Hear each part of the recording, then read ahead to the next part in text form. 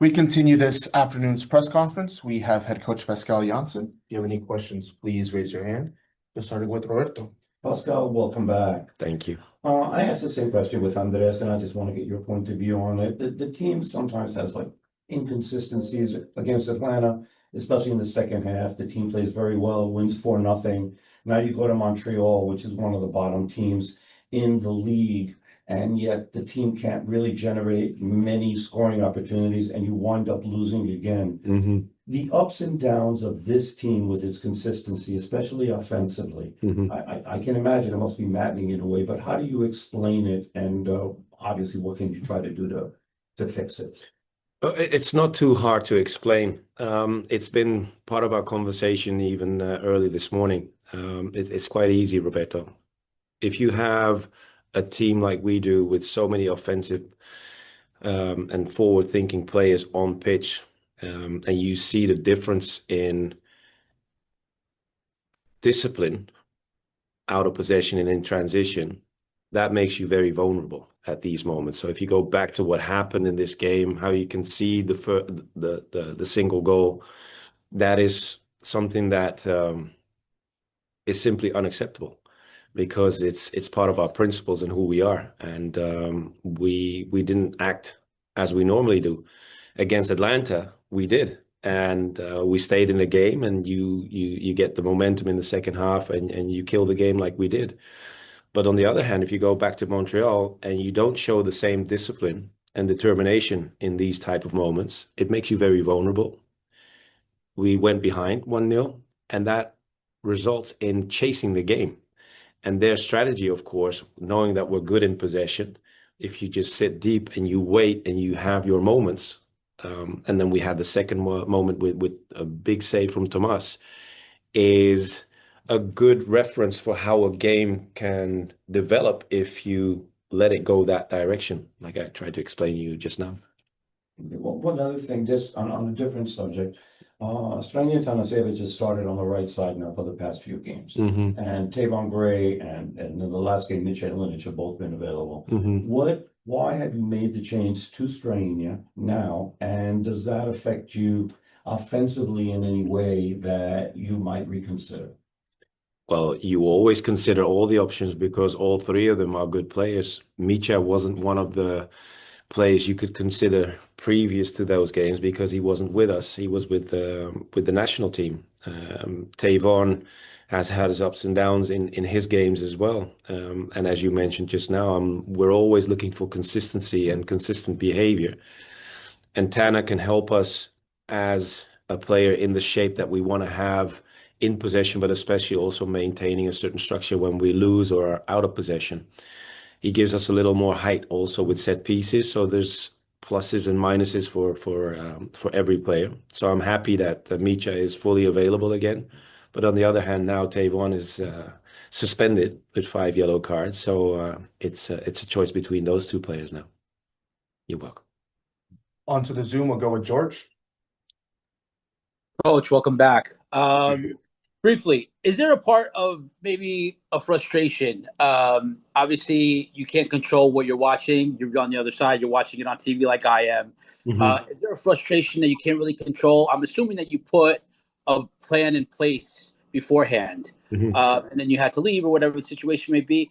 How, when things are out of your control like that, how does that kind of work into what's happening with you, I could say? Well, first of all, I trust my fellow staff members. We are working very closely and together in order to prepare our matches. So I was fully confident that they would handle themselves with the things in mind, like we always approach our games and our game plan. Going into this game, the first 15 minutes, apart from conceding 3 unnecessary corners within the first 6 minutes, it looked like we were heading in the right direction. But then, as I mentioned to Roberto just now, a few things happened which made us very vulnerable. I wouldn't say that frustrates me sitting at the other end of the world and watching it on TV, but it surprises me because I was hoping that we had moved on from that point in our process to make sure that we continue where we left off in the game against Atlanta. Jonathan? Hey Pascal, Jonathan Mack in New York. Hi, Welcome back. thank you. Um, how important is this last home league match in August for your league position and playoff chase before you guys go 4 games on the road? In July, you mean? Yes, in July. Yeah. Yeah, it's of course it's a huge game, but from a different perspective, not only because it's our last home game for a while, but it's also like I described just now, we have to get rid of this inconsistent behavior. And it's been a topic throughout the season. And I thought going into the second part of the season with the game against Atlanta, we showed huge progression. And seeing the game against Montreal shows us that we're not quite there yet. And we had to learn this the hard way coming back from the Montreal game. So that is on our mind now going into this game, making sure that we show the same discipline as we've shown in the games previous to the game against Montreal and move forward from there. Justin? And how, Go sorry. ahead, Jonathan. And how important is the return of Alonso Martinez to your team coming back from the Gold Cup? Yeah, that's a good call. Of course, Alonso is it's a huge piece within our team, in our dressing room also. Alonso is a quality player and a great personality in the dressing room, so it's good to have him back. But it's living between both worlds because he's also a very important player for the national team, and we're very honored that he was at a big tournament like the Gold Cup. But now he's back, and we're getting him prepared in order to be available for this match again. Thank you, Coach. You're welcome, Jonathan. Justin?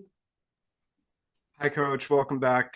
Thank you. Big news out of Toronto this morning with Insigne and Bernardeschi moving on from Toronto. Can I get your reaction, and how does that affect your preparation for this match, especially when facing a team in transition? Well, my first response is I don't want to get into how they came about to this decision. I think both of them are quality players. But Toronto will have their reasons in order, and the players themselves to part ways. So now they have to prepare without these two quality players, and we are prepared for whatever scenario comes our way. Because if you look at the previous game that they played, both players were not involved in that game as well. And preparing for the next game is always looking back at the past 3, 4, 5 games in order to have a good picture of what we might expect. And that hasn't changed in our approach going into this game. Michael? Coach, welcome back. I just wanted to see if you had any chance to watch the Gold Cup on Sunday night and had any comments about Alonso facing down with Matt Freese on the final PK exchange. Yeah, so as you might realize, we practice our own penalty kicks quite often also in the games that we play. So Matt Freese knows for sure what the routines are for Alonso, and what I've been told, they had a little contact before going into the penalty shootout. And well, it was 1-0 between Alonso and Matt, but eventually Matt won, so that's what it's all about. George, you have another one? I do. Coach, you had to step away from the team for personal reason.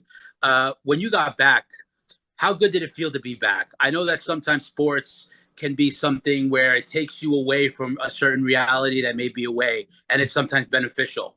How did it make you feel coming back to the team, seeing the guys, and now getting ready to get in front of the home crowd? Oh, it feels great to be back. Also, the response from my boys throughout the week, the contact that there has been between us. I think we've created a dressing room which I'm very proud of also, because we take care of each other. And this was a huge thing for me coming into this project, and it still is. So it feels really good. But on the other hand, I've been in professional football now for over 3 decades, but there is nothing more important than family. So when I was needed back home, no doubt in my mind, I had to fly back and be there. And now I'm back here, and my focus is fully back on becoming better with my boys again. Justin, you have another one? Yeah. This past week, Minnesota scored twice off long throw-ins. We've seen year-over-year increases in the Premier League. The analytics suggest that possessions starting with long throws are worth nearly double those that begin with short throws. So considering like the narrow dimensions of Yankee Stadium and Citi Field, are long throws something that you've considered adding to your set piece strategy? Of course, it's been on our mind from day one. So we also check it within our roster who might be the guy that can help us and create that problem, especially when you have the size of the pitch that can work in your advantage. Um, it also shows in general that modern football is about finding opportunities in order to influence games and come out on the right end from the scoreline as well. And if a throw-in can help you, like you described from Minnesota, and you have that weapon, I would suggest you use it as well. And that's, like I said, it's part of our approach as well. But you have to have the players that are able to execute as well.